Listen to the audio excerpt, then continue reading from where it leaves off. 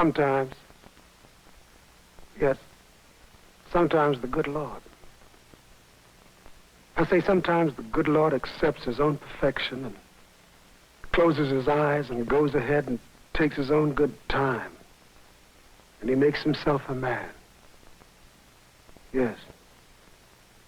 And sometimes that man gets hold of the idea of what it is possible for him to do. And that man lets that idea guide him as he grows and struggles and stumbles and sorrows until finally he comes into his own God-given shape and achieves his own individual and lonely place in this world. It doesn't happen very often. Oh, no. But when it does, then even the stones will cry out in witness to his vision, and the hills and towers will echo his words and deeds, and his examples will live in the hearts of men forever. The Master doesn't make many like that, because that kind of man is dangerous to the sloppy ways of the world. That kind of man loves truth even more than he loves his life, or his wife, or his children. Because he's been designated and set aside to do the hard tasks that have to be done. That kind of man will do what he sees as justice, even if the earth yawns and swallows him down. And even then, his deeds will persist in the land forever. So you look at him. You look at him a while. And be thankful that the Lord let such a man touch our lives. Even if it were for only a little while.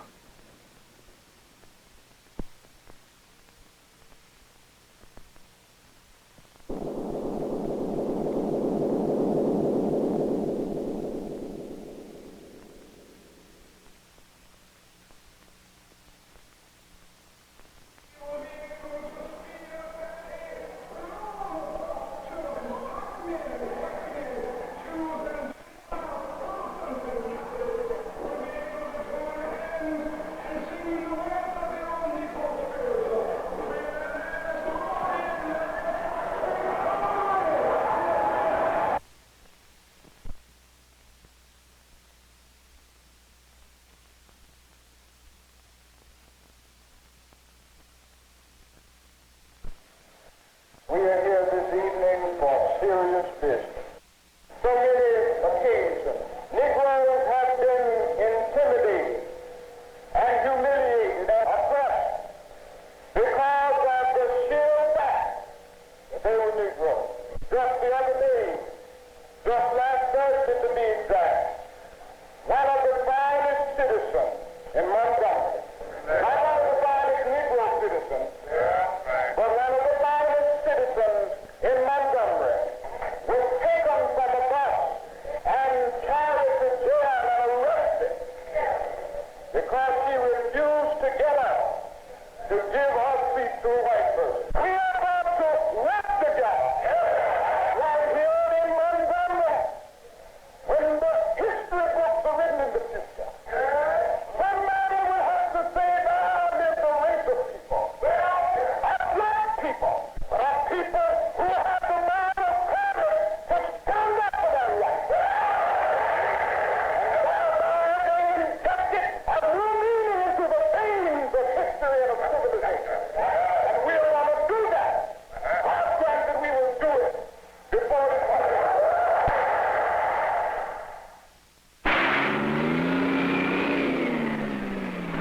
That was the day that we started a bus protest which literally electrified the nation.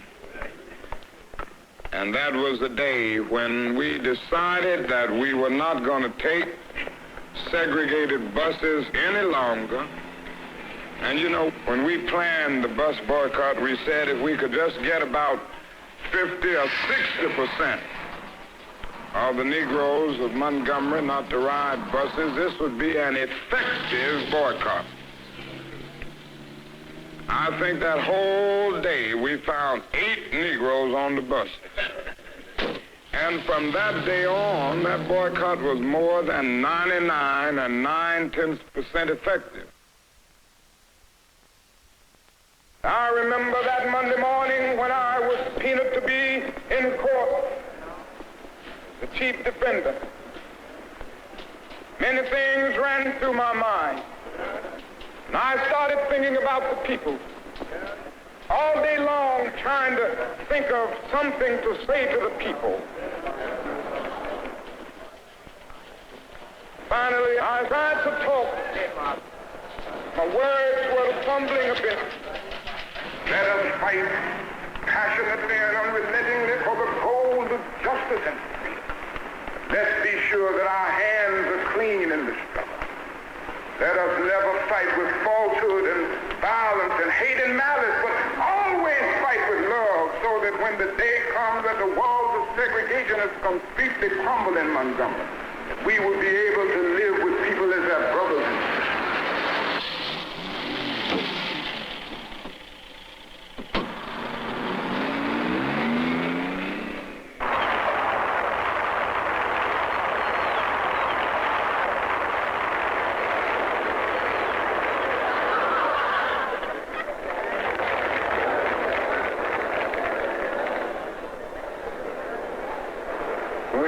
Advocate nonviolence with passive resistance and still determined to use the weapon of love. We are still insisting emphatically that violence is self-defeating, that he who lives by the sword will perish by the sword. I say to you, my friends, rise up and know that as you struggle for justice, you do not struggle alone, but God struggles with you. Freedom is never given to anybody, for the oppressor has you in domination because he plans to keep you there and he never voluntarily gives it up. That is where the strong resistance comes. We've got to keep on keeping on in order to gain freedom. It is not done voluntarily. It is done through the pressure that comes about from people who are oppressed. Privileged classes never give up their privileges without strong resistance. They want to throw white children and colored children into the melting pot of integration, so out of which will come a conglomerated, mulatto, mongrel class of people. All races will be destroyed in such a movement. I, for one, under God, will die before I'll yield 1 inch to that kind of a movement.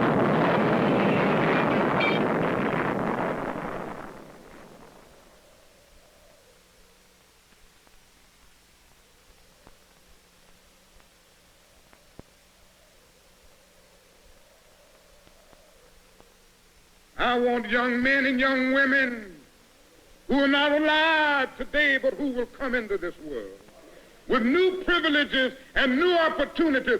I want them to know and see that these new privileges and opportunities did not come without somebody suffering and sacrificing for them.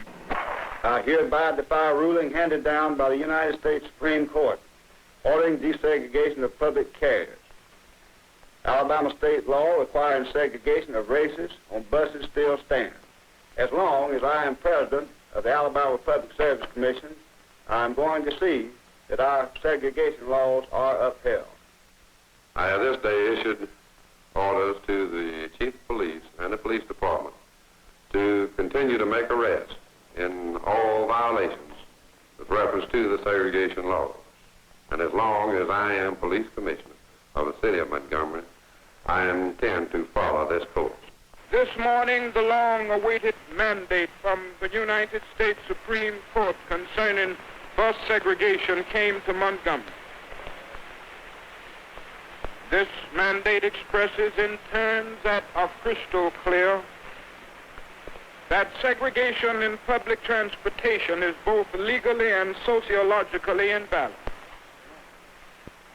In the light of this mandate, and the unanimous vote rendered by the Montgomery Improvement Association about a month ago, the year-old protest against city buses is officially called off, and the Negro citizens of Montgomery are urged to return to the buses tomorrow morning on a non-segregated basis.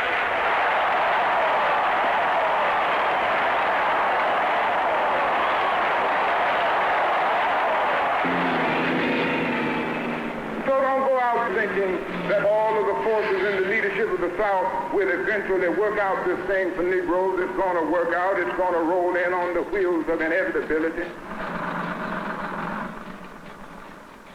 If we wait for it to work itself out, it will never be worked out. Freedom only comes through persistent revolt, through persistent agitation, through persistently rising up against the system of evil. Buses are integrated in Montgomery, but that is just the beginning. Don't sit down and do nothing, because if you stop now, we will be in the dungeons of segregation and discrimination for another 100 years. And our children and our children's children will suffer all of the bondage that we have lived under for years. It will be a long time before we forget the freedom rides. We just decided to take a ride for freedom. As a result of this, we were able to end segregation in interstate travel. What these people are doing is not just traveling through Alabama in interstate commerce or interstate travel. They're buying tickets from town to town and getting off in each town and seeking through mixed groups, Negro men and white women, to force themselves into situations which tend to inflame the local people and incense them by going into waiting rooms, restaurants, cafes, lunch counters, which are traditionally and in many cases required by city ordinance to be segregated.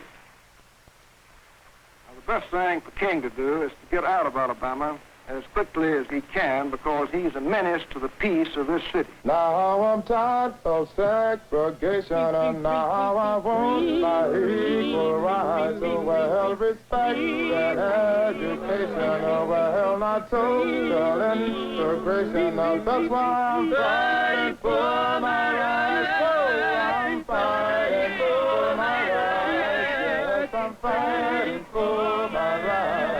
Yes, I'm fighting for my rights. By myself, yet I had no windows, so the air it couldn't come through. And I felt so hot and stuffy that I didn't know what to do. So I was fighting for my rights. Oh, I was fighting for my rights. I was fighting for my rights.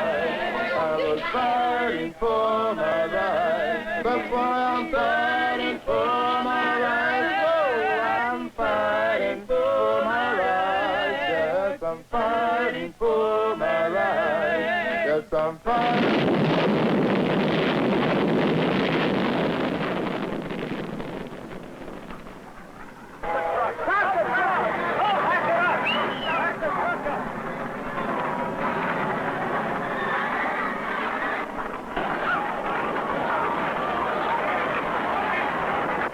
We've had an ugly mob outside. They have injured some of the federal marshals. They burned some automobiles. But we are not giving in for what we are standing for. And maybe it takes something like this for the federal government to see that Alabama is not going to place any limit upon itself. It must be imposed from without.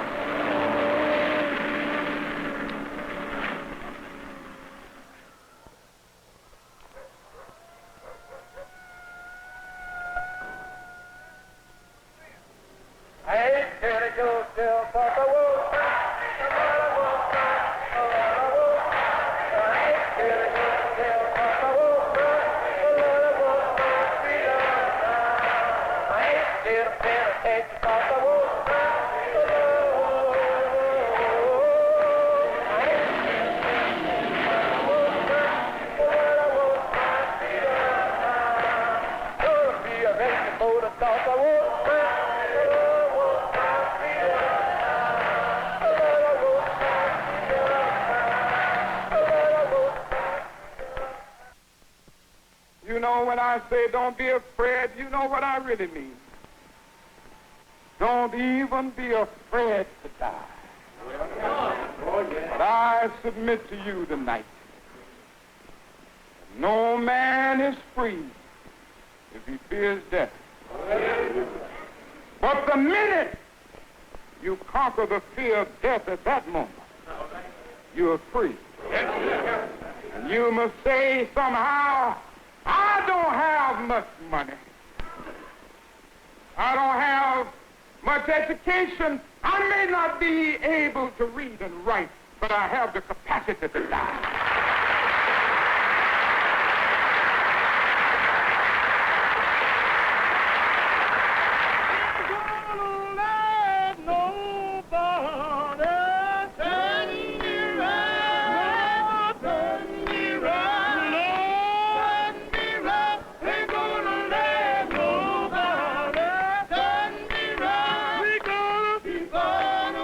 An unhappy truth that racism is a way of life for the vast majority of white Americans.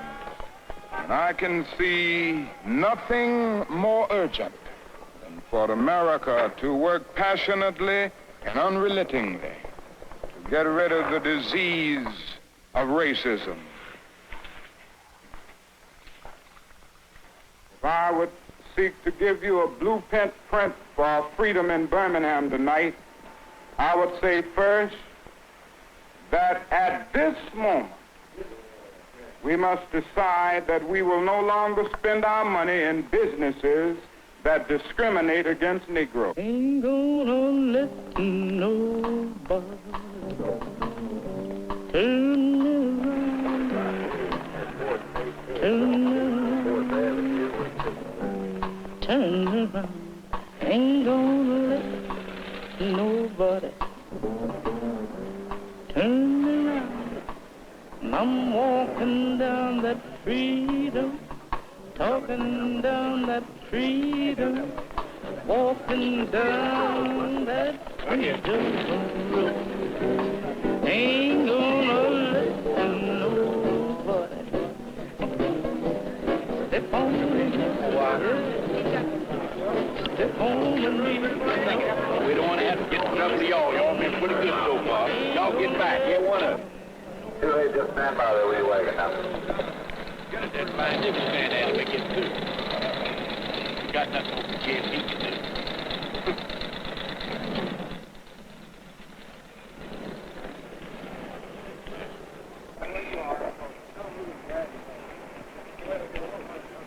Let's move back.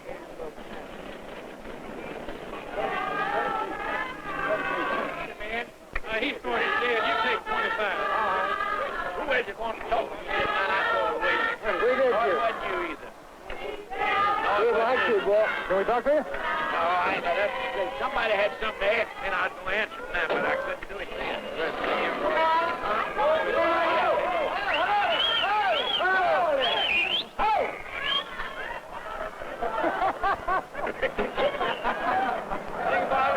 Bring that blind nigga over here. Let's go. Let's move back here.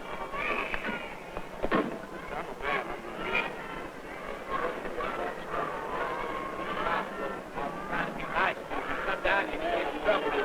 Nice to get in and don't say that big thing like that. Okay,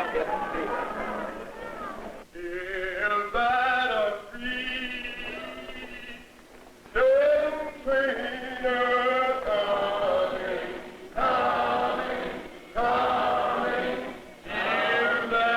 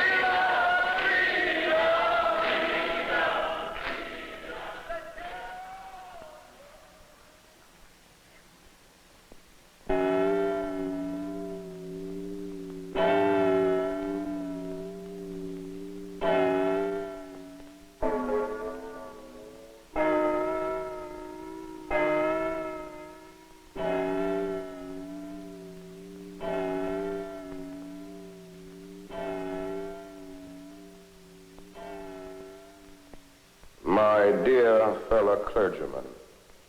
While confined here in the Birmingham City Jail, I came across your recent statement calling my present activities unwise and untimely. Since I feel that you are men of genuine goodwill and that your criticisms are sincerely set forth, I want to try to answer your statement in what I hope will be patient and reasonable terms. You deplore the demonstrations taking place in Birmingham, but your statement, I'm sorry to say, fails to express a similar concern for the conditions that brought about the demonstrations. Birmingham is probably the most thoroughly segregated city in the United States. Its ugly record of brutality is widely known. There have been more unsolved bombings of Negro homes and churches in Birmingham than in any other city in the nation. These are the hard, brutal facts of the case. You may well ask, why direct action? Why sit-ins, marches, and so forth? Isn't negotiation a better path? Nonviolent direct action seeks to create such a crisis and foster such a tension that a community which has constantly refused to negotiate is forced to confront the issue. You speak of our activity in Birmingham as extreme. Was not Jesus an extremist for love? Love your enemies, bless them that curse you, do good to them that hate you, and pray for them which despitefully use you and persecute you. Will we be extremists for the preservation of injustice or for the extension of justice? When you have seen vicious mobs lynch your mothers and fathers at will and drown your sisters and brothers at whim, when you have seen hate-filled policemen curse, kick, and even kill your black brothers and sisters, when you see the vast majority of your 20 million Negro brothers smothering in an airtight cage of poverty in the midst of an affluent society, when you suddenly find your tongue twisted and your speech stammering as you seek to explain to your 6-year-old daughter why she can't go to the public amusement park and see her developing an unconscious bitterness toward white people, when you have to concoct an answer for a 5-year-old son who is asking, "Daddy, why do white people treat colored people so mean?" And you are humiliated day in and day out by nagging signs reading white and colored. And your first name becomes nigger. Your middle name becomes boy, however old you are. And your last name becomes John. And your wife and mother are never given the respected title Mrs. And you are harried by day and haunted by night by the fact that you are a Negro, living constantly at tiptoe stands, never quite knowing what to expect next, and are plagued with inner fears and outer resentments. And you are forever fighting a degrading and degenerating sense of nobodiness. Then you will understand why we find it difficult to wait. You assert that our actions, even though peaceful, must be condemned because they precipitate violence. Isn't this like condemning Jesus because his unique God consciousness and never ceasing devotion to God's will precipitated the evil act of crucifixion? I have no despair about the future. I have no fear about the outcome of our struggle in Birmingham, even if our motives are at present misunderstood. We will reach the goal of freedom in Birmingham and all over the nation because the goal of America is freedom, because the sacred heritage of our and the eternal will of the Almighty God are embodied in our echoing demand.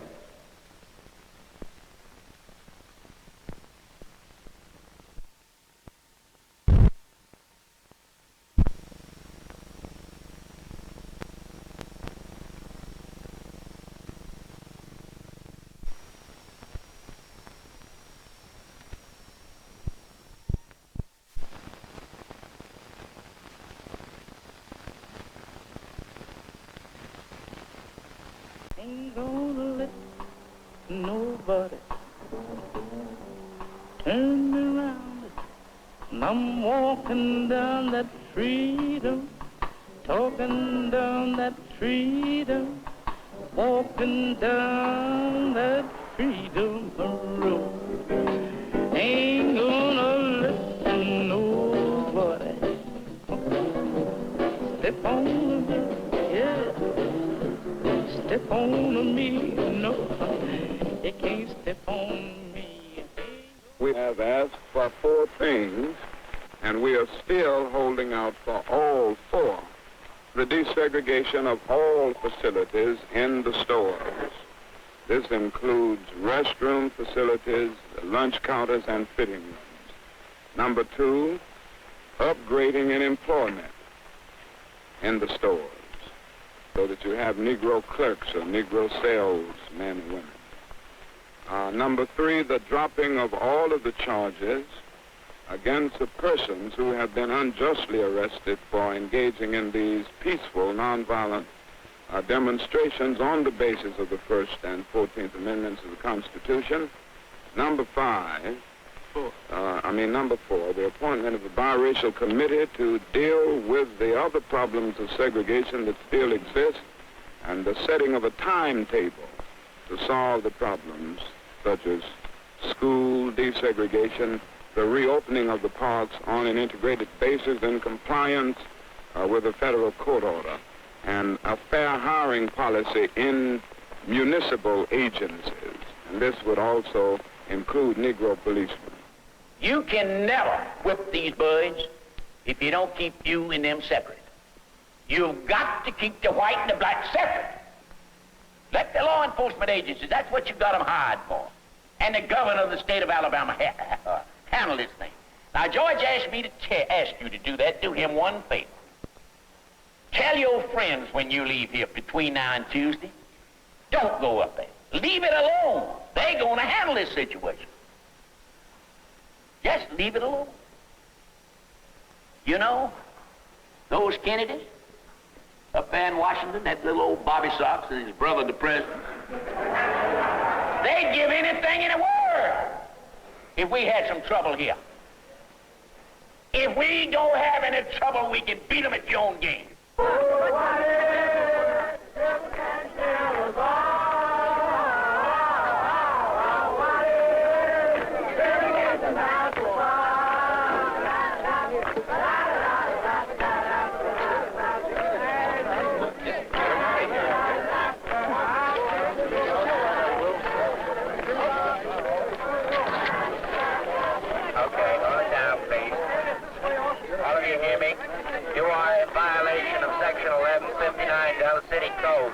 Demonstrating and parading without a permit.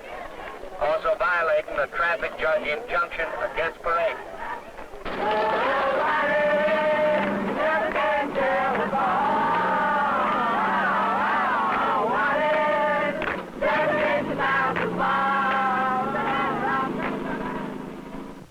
The activities which have taken place in Birmingham over the last few days, to my mind, mark the nonviolent movement coming of age. This is the first time in the history of our struggle that we have been able literally to fill the jails. And in a real sense, this is the fulfillment of a dream, for I've always felt that if we could fill the jails in our Witness for Freedom, it would be a magnificent expression of the determination of the Negro and a marvelous way to lay the whole issue before the conscience of the local and national community. And I think in a real sense, this Birmingham movement is one of the most inspiring developments in the whole nonviolent struggle.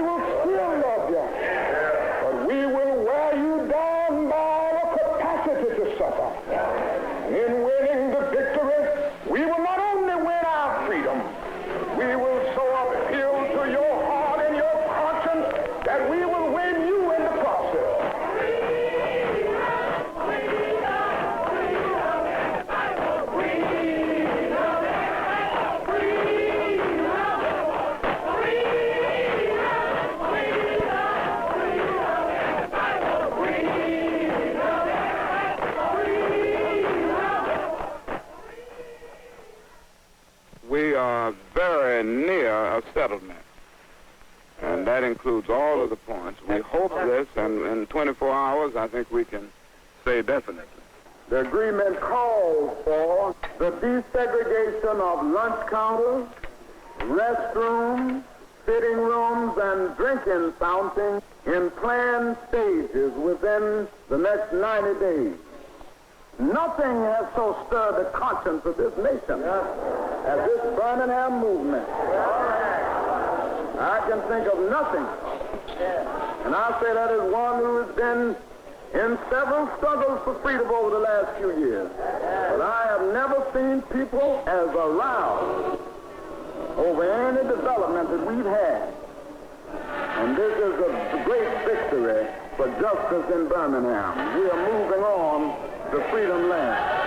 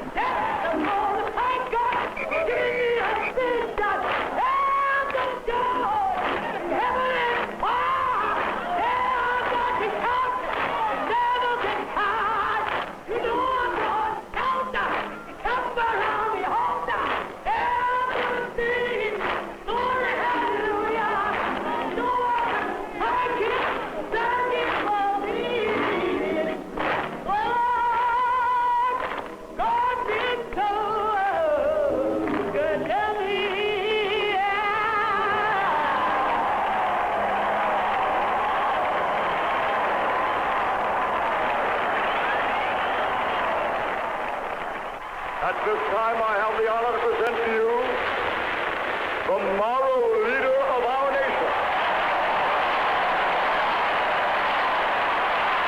A great, dedicated man. A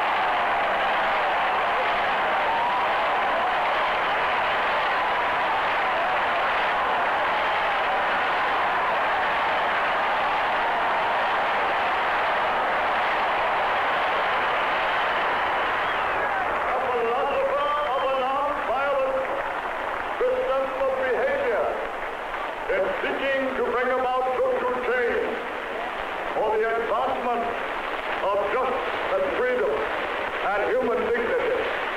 I have the pleasure to present to you Dr. Martin Luther King, Jr.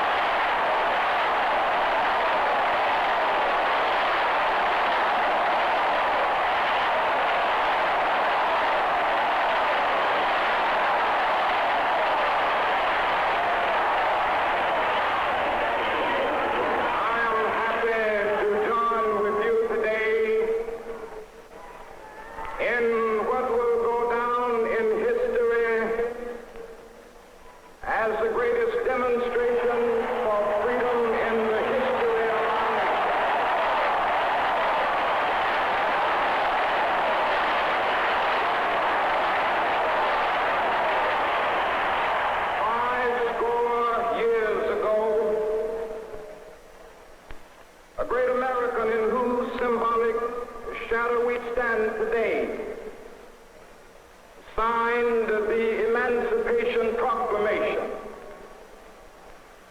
This momentous decree came as a great beacon light of hope to millions of Negro slaves who had been seared in the flames of withering injustice. It came as a joyous daybreak to end the long night of their captivity. But 100 years later, the Negro still is not free. 100 years later, the life of the Negro is still sadly crippled by the manacles of segregation and the chains of discrimination. 100 years later, the Negro lives on a lonely island of poverty in the midst of a vast ocean of material prosperity. 100 years later,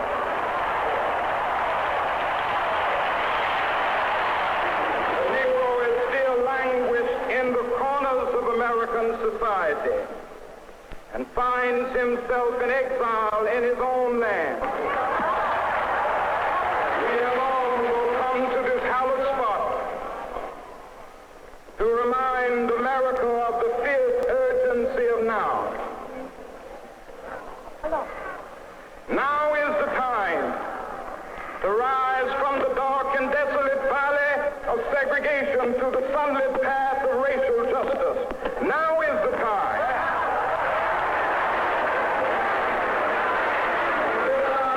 From the quicksands of racial injustice to the solid rock of brotherhood. Now is the time.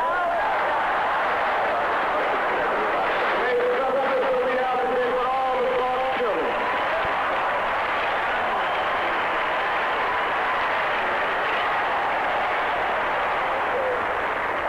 There will be neither rest nor tranquility in America until the Negro is granted his citizenship rights.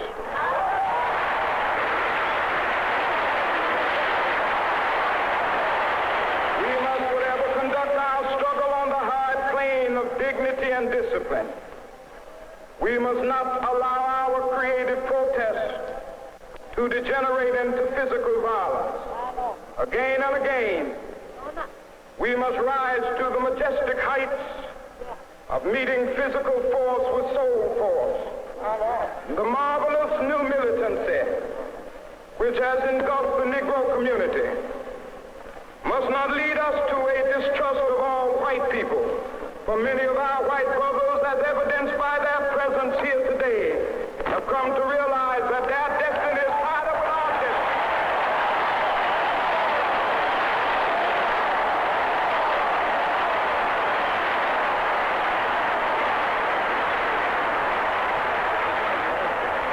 Even though we face the difficulties of today and tomorrow, I still have a dream. Yes. It is a dream deeply rooted in the American dream.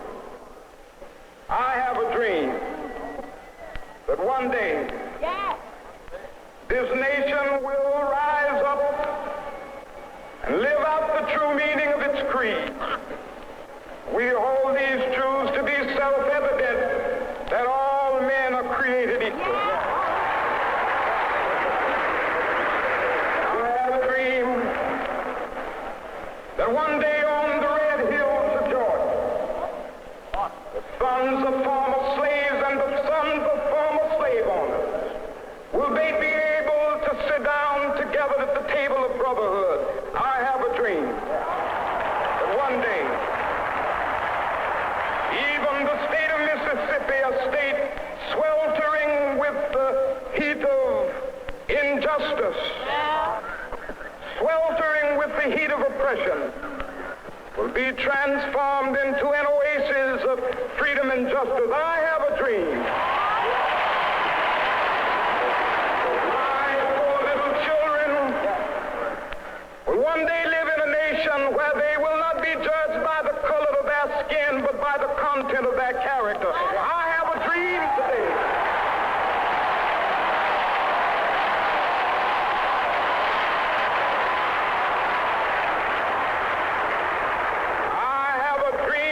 One day, down in Alabama, with its vicious racists, with its governor having his lips dripping with the words of interposition and nullification.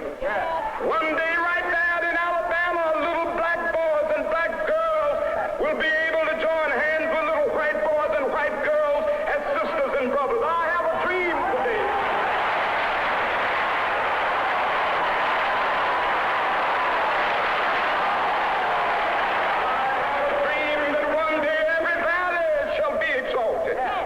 Every hill and mountain shall be made low, the rough places will be made plain, and the crooked places will be made straight, and the glory of the Lord shall be revealed, and all flesh shall see it together.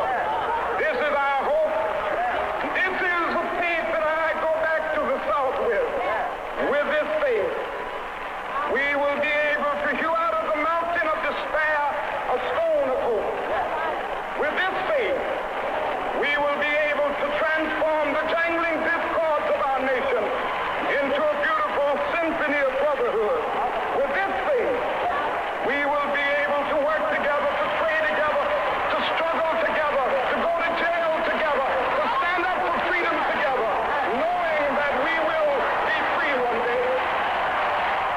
I say to you today, my friend, let freedom reign. From the prodigious hilltops of New Hampshire, let freedom reign.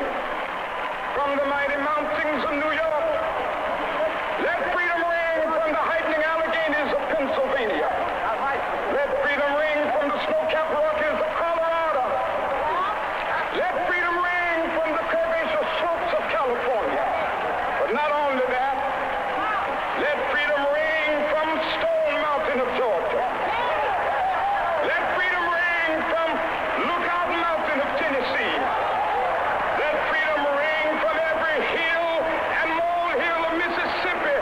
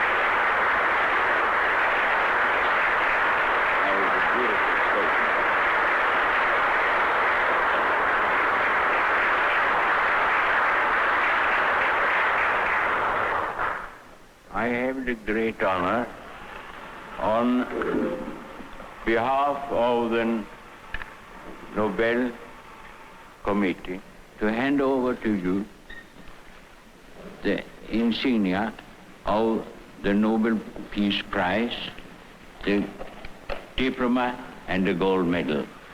Thank you.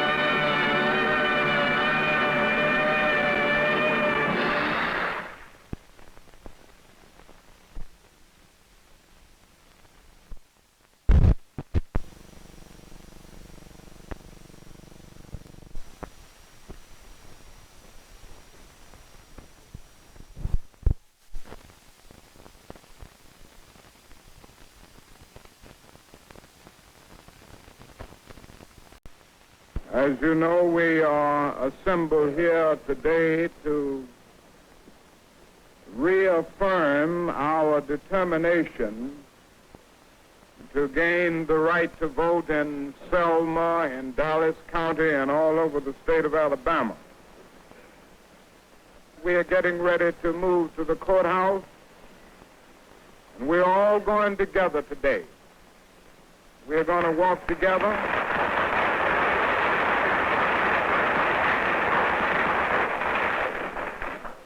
We're going to walk together because we are not parading. We will obey every traffic law, every traffic signal we will stop for. We will not stand in the way of egress and ingress. We will not do anything to block the orderly process of movement in the community. But we feel that we need to join together and move on to the courthouse. Our speaker is that back. And that's where he's going to that way. To wake up. And I think at that point, right. Right, y'all go right on down the line, telling them to all under arrest.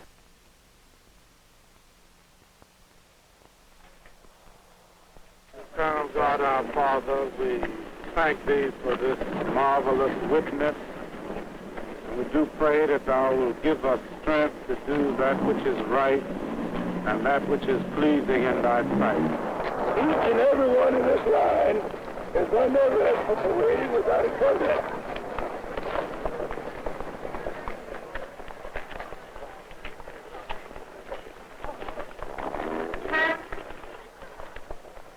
You are breaking the injunction by not allowing these people to come inside this courthouse and wait. This courthouse does not belong to Sheriff Clark. This courthouse belongs to the people of Dallas County, and these are the people of Dallas County, and they have come to register. And you know this within your own heart, Sheriff Clark.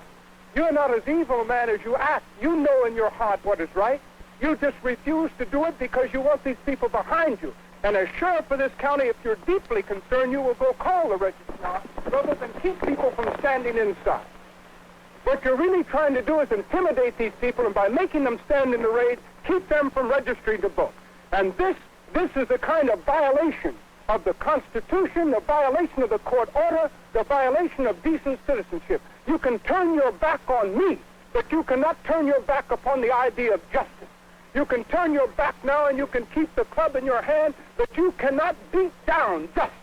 And we will register to vote because as citizens of these United States, we have the right to do it. I'm looking down the line, seeing all the people who've been in jail for felonies. That's what I'm looking at. Precisely right. And if they're not fit to vote, you'll be able to find that out. But you'll not know it until they're on the registrar. And many of those have a felony action because Sheriff Clark made them a felony action, not because they were rightfully issued.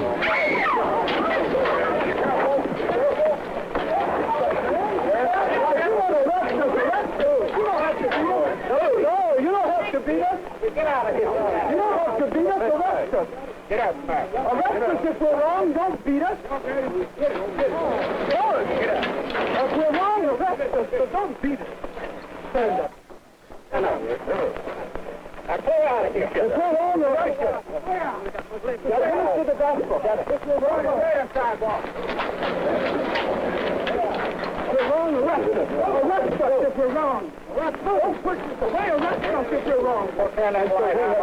and we have the privilege to vote. You beat me in the side and then hide your blows. Go. No, I don't need to leave. We have come to register to vote. You beat us to refuse to register. What kind of people are you? It's a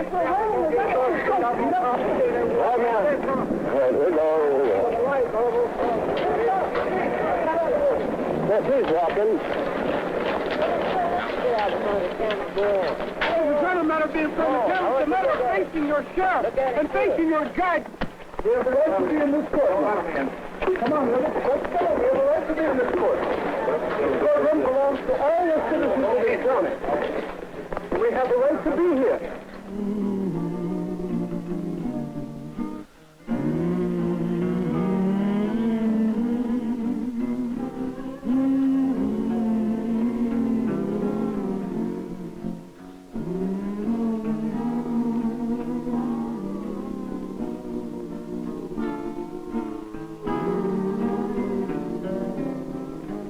This march intends to keep off the highway.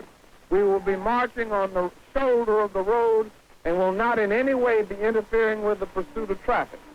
And we urge you to be careful to make sure that you don't get on the highway in any way.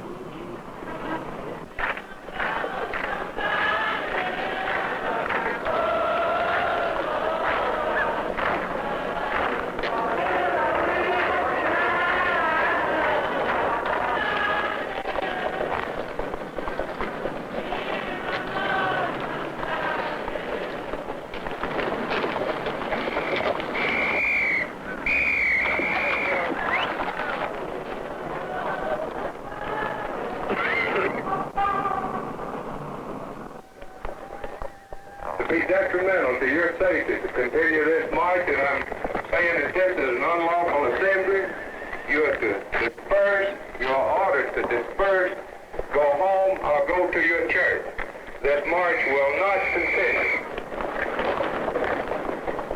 Troopers here advance toward the group.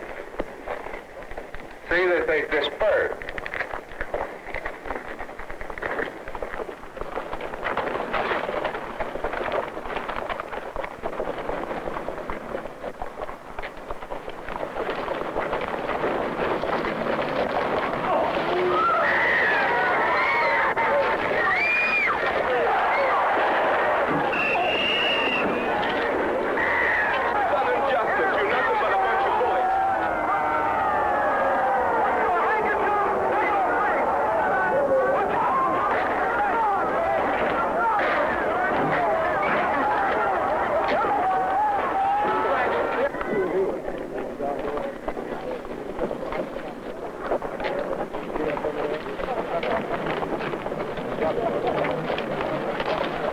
We have the right to walk the highway.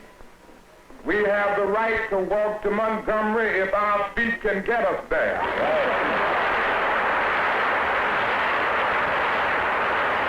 We must let the nation know, and we must let the world know, that it is necessary to protest this threefold evil. The problem of the denial of the right to vote, the police brutality that we continue to face and faced in its most vicious form last Sunday. And then the attempt to block First Amendment privileges.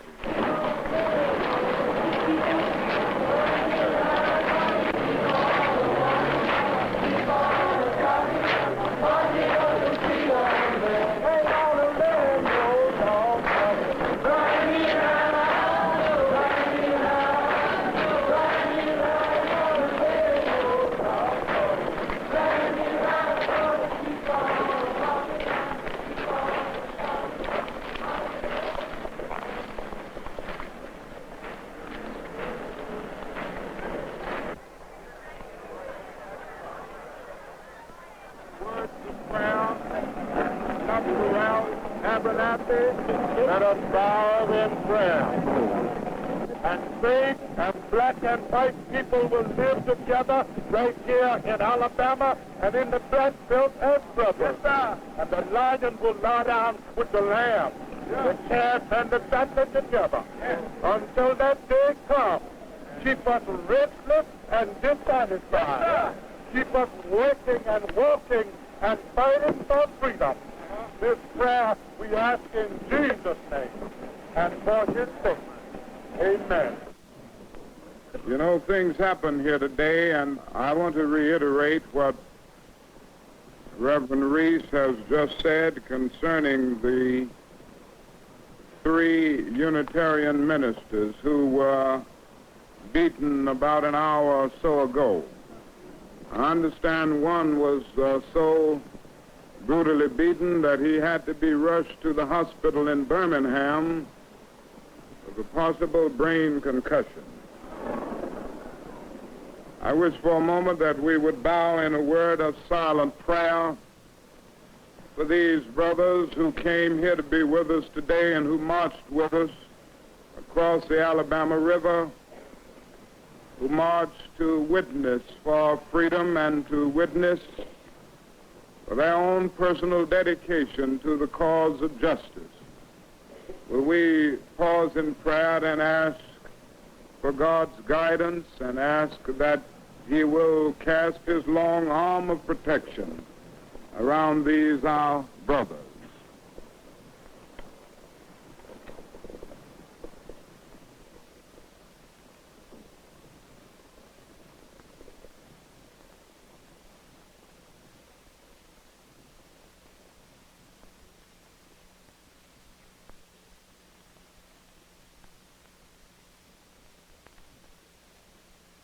I'm calling into federal service selected units of the Alabama National Guard, and also will have available police units from the regular Army to help meet state responsibilities.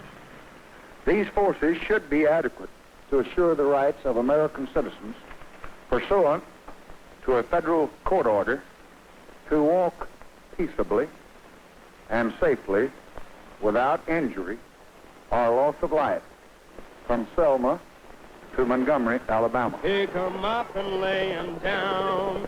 Right, right. Pick 'em up and lay 'em down. Right, right. Pick 'em up and lay 'em down. Right, right. All the way from Selma town. Right, right. Oh, the mud sure was deep. Right, right. Oh, the hill sure was steep. Right.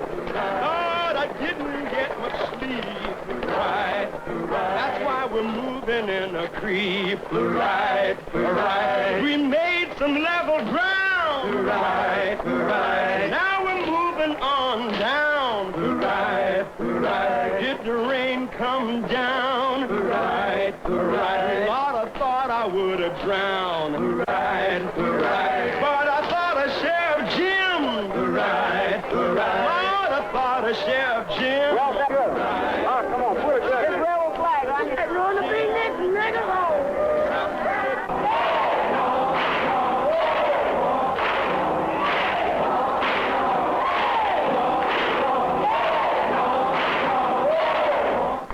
How do you feel about the protection being given you on this march? Well, I think this is a real demonstration of the commitment of the federal government to protect the constitutional rights of Negro citizens. The protection has been very thorough, as you can see, and the men are working under the guidance and certainly under the power and influence of the federal government to see that things are carried out in an orderly manner. So I think that everybody has to recognize that this symbolizes a new commitment and a new determination on the part of the federal government to take the kind of vigorous line that will assure the rights of the Negro citizens of this nation.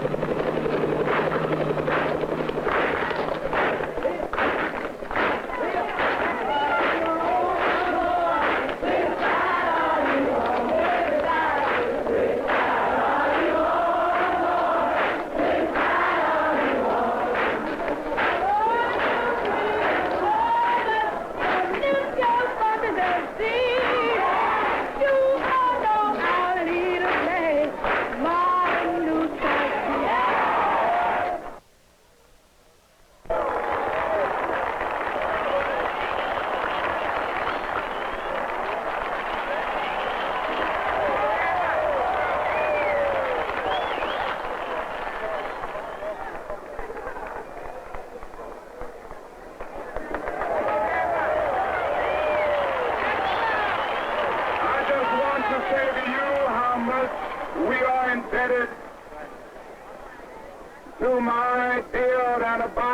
friend Harry Belafonte, and to all of the other distinguished and famous artists and entertainers who have taken time out of their very busy schedules to be with us here in Montgomery, Alabama, as we march on the state capitol tomorrow morning. I know that our thanks will go out to them and will abide with them for years and years to come.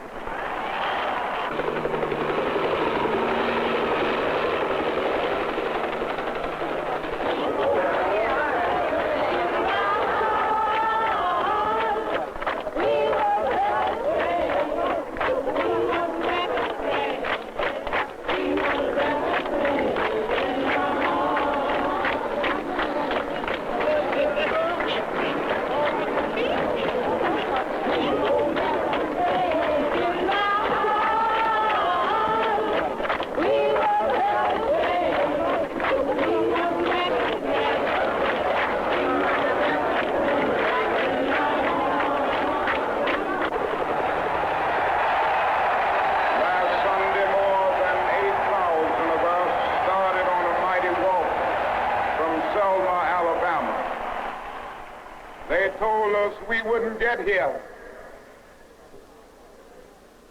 There were those who said that we would get here only over their dead bodies. Well, talk. All the world today knows that we are here and we are standing before the forces of power in the state of Alabama saying we ain't gonna let nobody turn us around.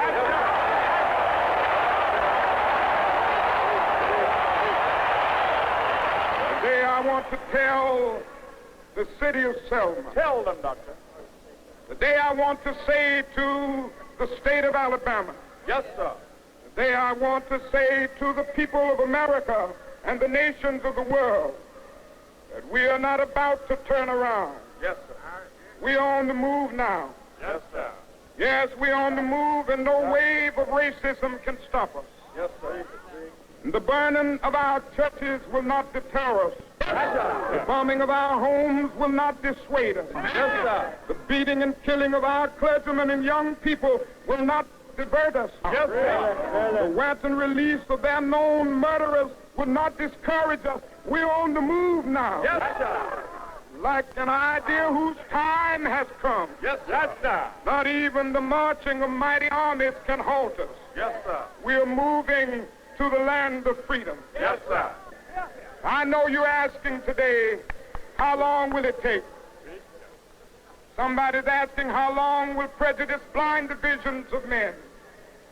I come to say to you this afternoon, however difficult the moment, yes, sir, however frustrating the hour, it will not be long, because truth crushed earth will rise again. Yes, sir. How long? Not long. Yes, sir. Because no lie can live forever. Yes, sir. How long? Not long. How long? Because you shall reap what you sow. Yes, sir. How long? Not long. How long? Truth forever on the scaffold, wrong forever on the throne. Yes, sir. Yet that scaffold sways the future. Yes. Behind the dim unknown standeth God within the shadow, keeping watch above his own. How long? Not long. Because the arc of the moral universe is long, but it bends toward justice. Yes, sir. How long? Not long. Not long. Because mine eyes have seen the glory of the coming of the Lord. Yes, sir. He's trampling out the vintage where the grapes of wrath are stored. Yes, sir. He's loosed the fateful lightning of his terrible swift sword. Yes, sir. His truth is marching on. Yes, sir. He has sounded forth the trumpet that shall never call retreat. He is sifting out the hearts of men before his judgment seat. Oh, be swift, my soul, to answer him. Be jubilant, my feet. Our God is marching on. Glory, hallelujah. Glory, hallelujah. Glory, hallelujah. Glory, hallelujah. His truth is marching on.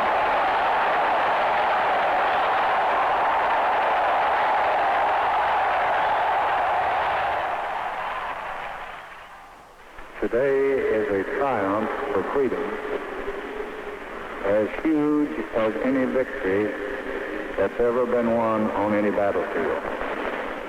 This law covers many pages, but the heart of the act is plain. Wherever, by clear and objective standards, states and counties are using regulations or laws or tests to deny the right to vote, then they will be struck down. If it is clear that state officials still intend to discriminate, then federal examiners will be sent in to register all eligible voters. This good Congress, the 89th Congress, acted swiftly in passing this act. And I intend to act with equal dispatch in enforcing this act.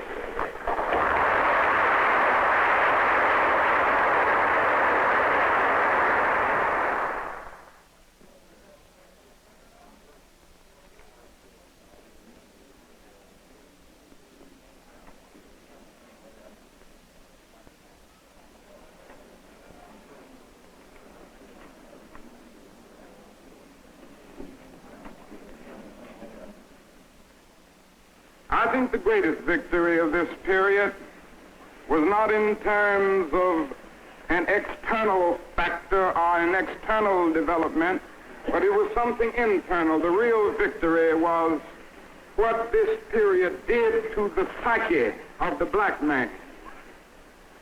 The greatness of this period was that we armed ourselves with dignity and self-respect.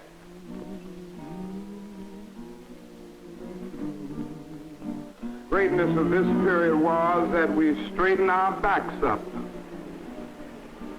And a man can't ride your back unless it's bent.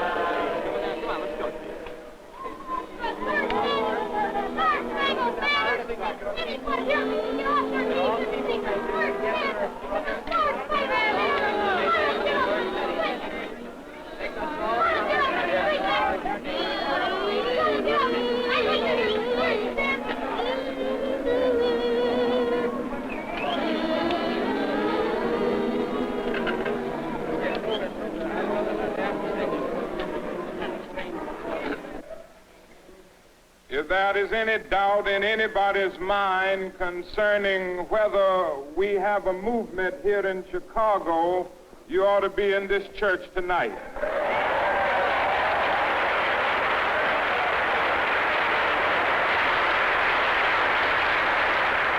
We have some challenging days ahead, some great and noble opportunities to make this beautiful city that sits on the banks of Lake Michigan, the beautiful city of brotherhood that it is called to be. I say sincerely that the white persons who believe in justice, who believe in humanity, are going to stay with this movement. As I've said before, they're going to stay with it because it's just and right.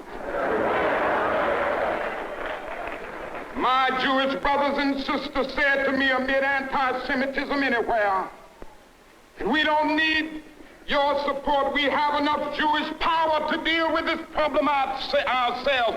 I would still take a stand against anti-Semitism because it's wrong, it's unjust, and it's evil. If my Catholic brothers and sisters said to me, amid bigotry toward Catholics, we don't need your support in this because we have enough Catholic power to deal with it, I would still take a stand against bigotry toward Catholics because it is wrong, it is evil, and it is unjust.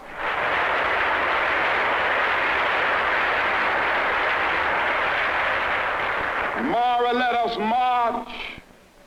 Let us march in dignity. Let us march in discipline. So don't despair. Don't give up. But in one great outpouring with the gentle sighings and the glad thunders of the ages, all of us can begin to sing, glory, hallelujah, glory, hallelujah, glory, hallelujah. Our God is marching on.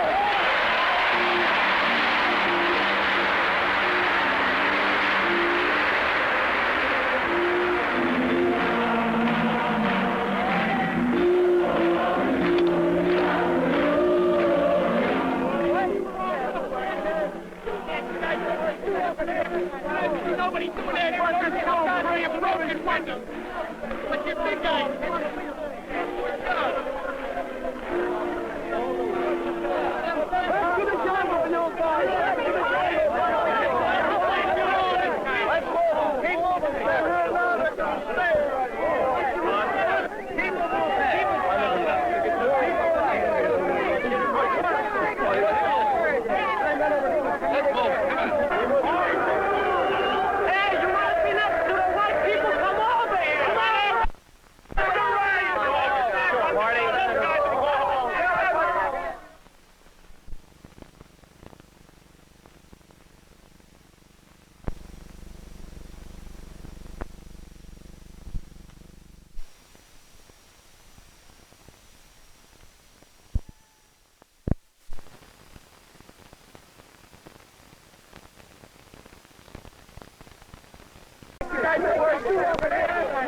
Nobody doing that workers don't pray a broken window.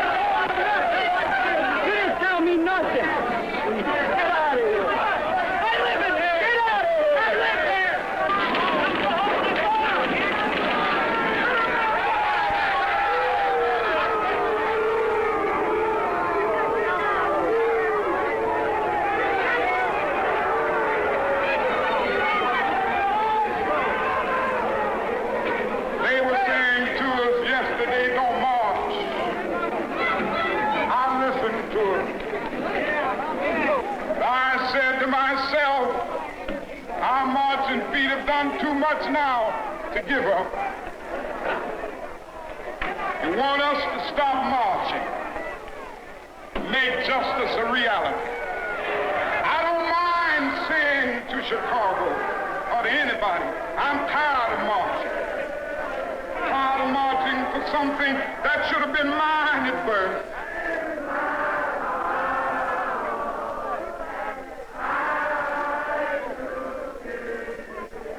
If you want a moratorium on demonstration, put a moratorium on injustice. If you want us to end our moves into communities, open these communities. I don't mind saying to you, I'm tired of the tension surrounding our days. I don't mind saying to you, I'm tired of living every day under the threat of death. I have no moral complex. I want to live as long as anybody in this building, and sometimes I begin to doubt whether I'm going to make it through. I must confess I'm tired.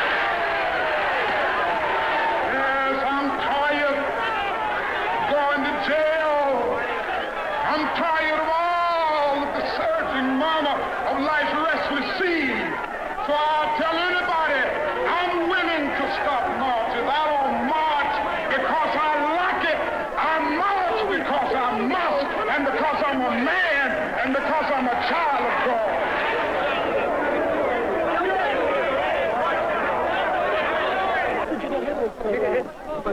know, I've been hit so many times, I'm immune to it.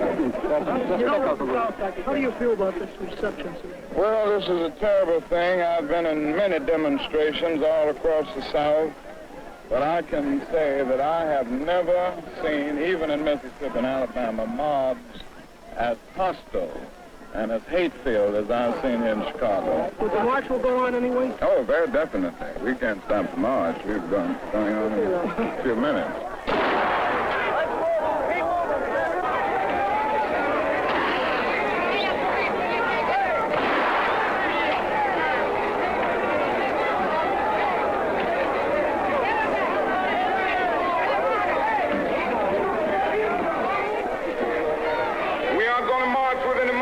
Cocktails, that isn't our movement. We aren't going to march with any weapons, that isn't our movement. We aren't going to march with bricks and bottles. We are going to march with something much more powerful than all of that. We are going to march with the force of our souls, mobilize bodies in concern for justice. Somehow we are going to step out. We are going to take the ammunition of determination. We are going to move out with the weapons of courage. We are going to put on the breastplate of righteousness and the whole armor of God, and we're going to march.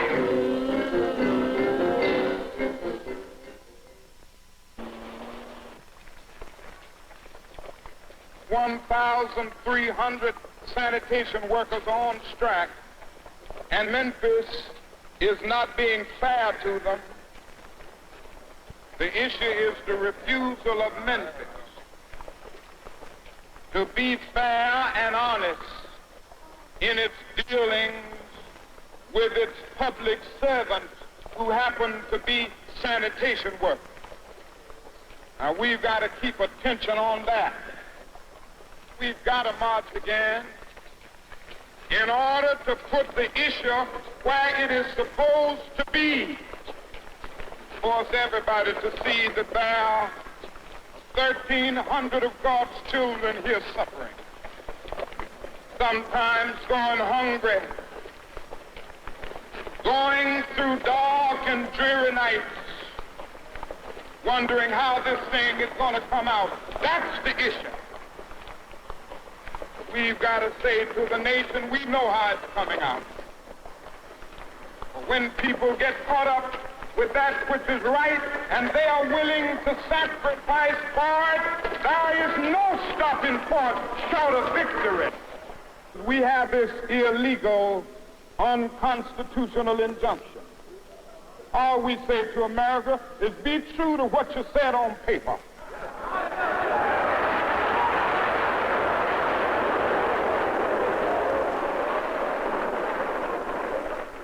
If I lived in China or even Russia, maybe I could understand some of these illegal injunctions. Maybe I could understand the denial of certain basic First Amendment privileges because they haven't committed themselves to that over there. But somewhere I read of the freedom of assembly. Somewhere I read of the freedom of speech. Somewhere I read of the freedom of press. Somewhere I read that the greatness of America is the right to protest for rights.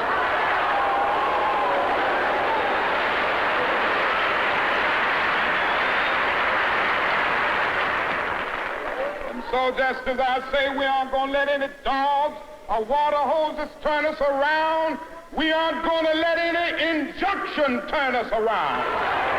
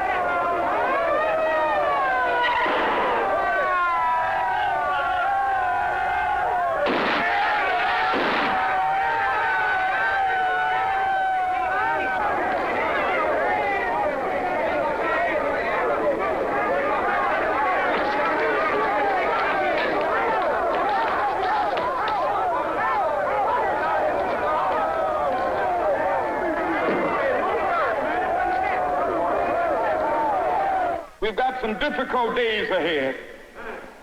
Some began to talk about the threats that were out. What would happen to me from some of our sick white brothers? Well, I don't know what will happen now, but it really doesn't matter with me now, because I've been to the mountaintop. I don't mind. Like anybody, I would like to live a long life. Longevity has its place. But I'm not concerned about that now.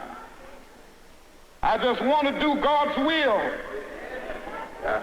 And He's allowed me to go up to the mountain. And I've looked over. And I've seen the promised land. I may not get there with you, but I want you to know tonight that we as a people will get to the promised land.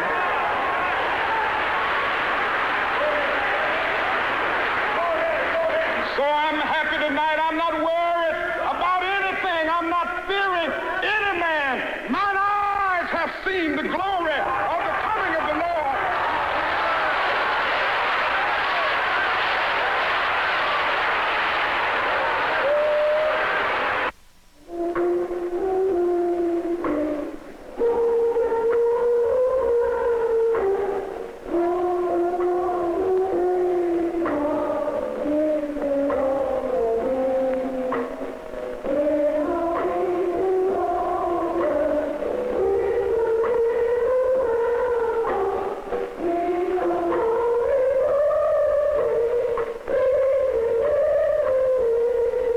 My name is Robert Mosley, the producer of this show. At 7:10 this evening, Martin Luther King was shot in Tennessee.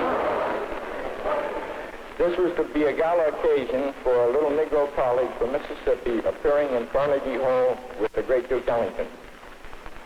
Martin Luther King, 20 minutes ago, died.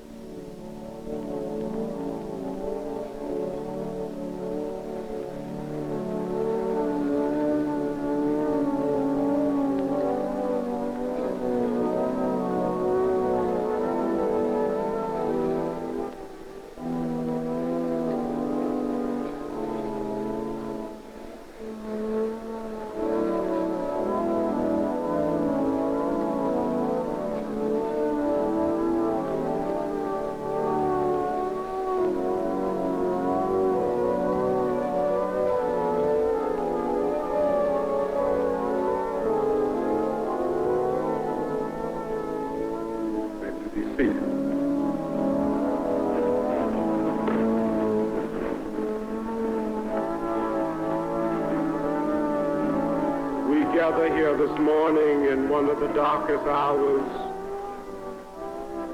in the history of the black people of this nation, and in one of the darkest hours in the history of all mankind. For Martin Luther King,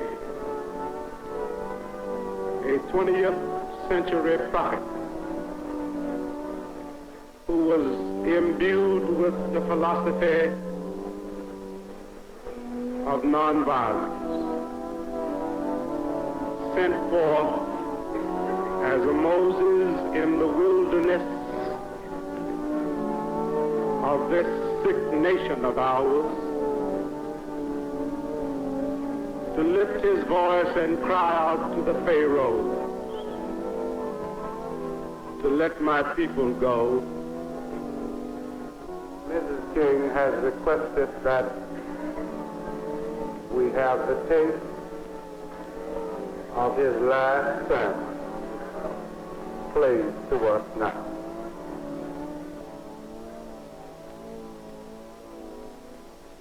Any of you around when I have to meet my day? I don't want a long speech.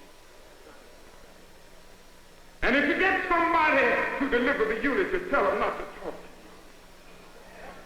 Every now and then I wonder what I want them to say. Tell them not to mention that I have a Nobel Peace Prize. That isn't important.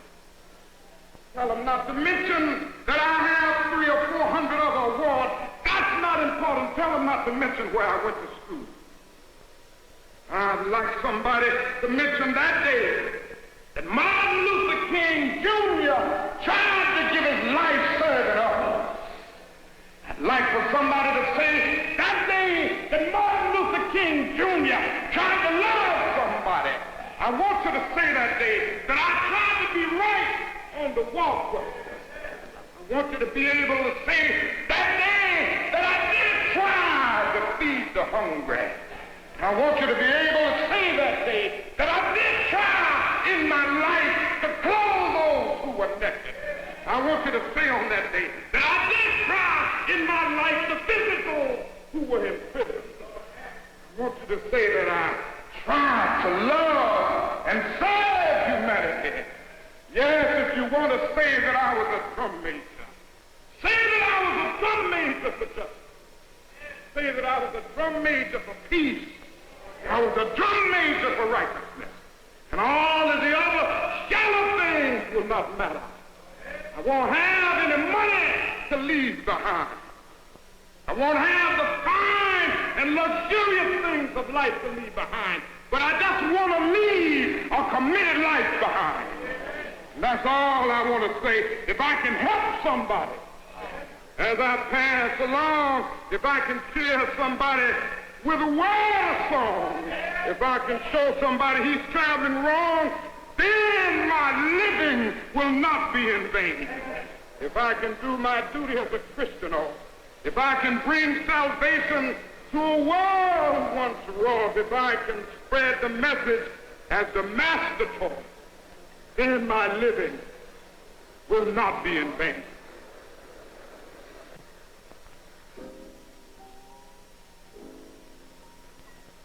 Once upon this planet Earth lived a man humble, preaching love and freedom for his fellow man. He was dreaming of the day peace would come to earth to stay, and he spread this message all across the land.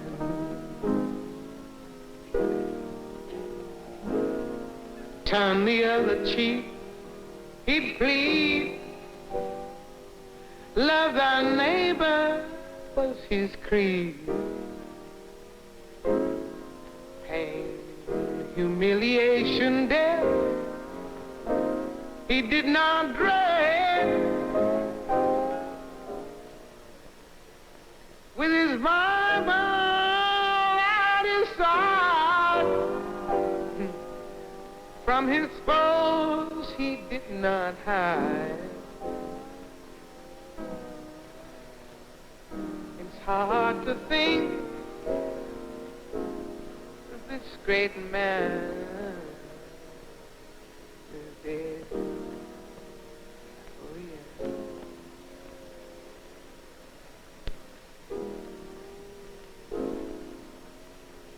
Well, the murders never cease. Are they men or are they beasts? What do they ever hope to gain? Will my country fall, stand or fall? Is it too late for us all? And if Martin Luther King just died in vain,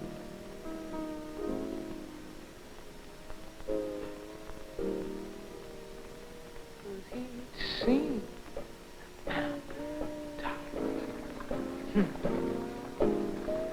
And he knew he could not stop. Always living with the threat of death ahead. Folks should better stop and think, 'cause we're headed for the bridge. What will happen now that he is dead?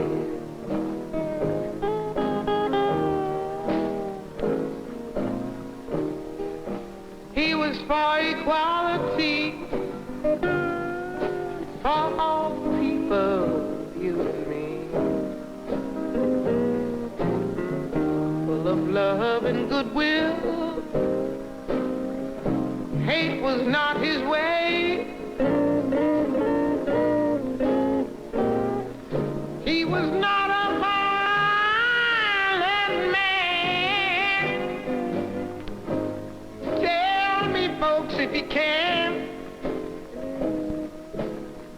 just why was he shot down the other day?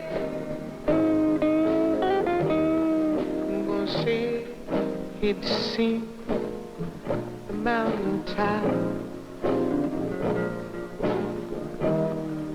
and he knew he could not stop. Always living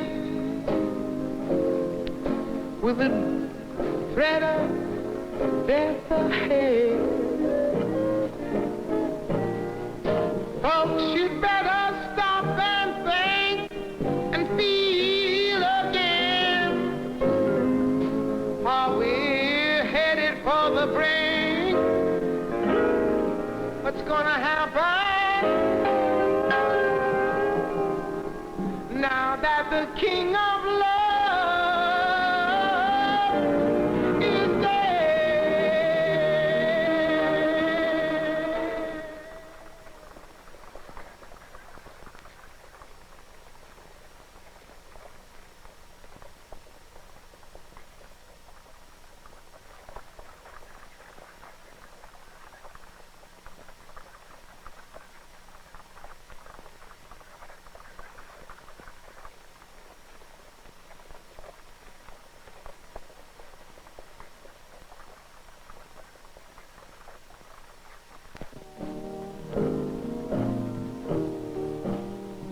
for equality for all people, you and me. Full of love and goodwill. Hate was not his way. He was not a violent man. Tell me, folks, if you can, just why was he shot down the other day? I'm gonna say he'd seen the mountain top, and he knew he could not stop. Always living with a threat of death ahead. Folks, you'd better stop and think and feel again. Are we headed for the brink? What's gonna happen